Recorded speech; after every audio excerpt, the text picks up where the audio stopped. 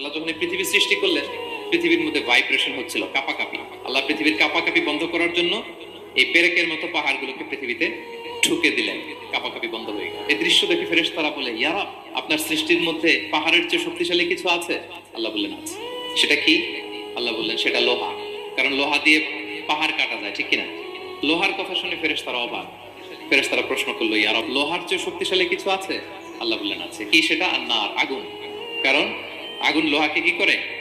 গলিয়ে ফেলে। ফেরেশতারা বলে আগুনের চেয়ে শক্তিশালী কিছু আছে? আল্লাহ বলে আছে, আলমা, পানি।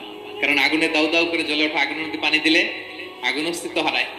ফেরেশতারা শুধু অবাকই হচ্ছে। তারা বলে তাহলে পানির চেয়ে শক্তিশালী কিছু আছে? আল্লাহ বললেন আছে, আর রিহ, বাতাস। কারণ বাতাস পানিকে একদিক থেকে আরেক দিকে নিয়ে যায়। জলের মধ্যে বায়ুর উচ্ছ্বাস লাগলে জলোচ্ছ্বাস তৈরি হয়, ঠিক না? ফেরেশতারা আবার অবাক হয়ে বলে তাহলে বাতাসের চেয়ে শক্তিশালী কিছু আছে? আল্লাহ বললেন আছে। সেটা কি? বলতেছে বনি আদম, ওই মানুষ শক্তিশালী যে গোপনে দান করে।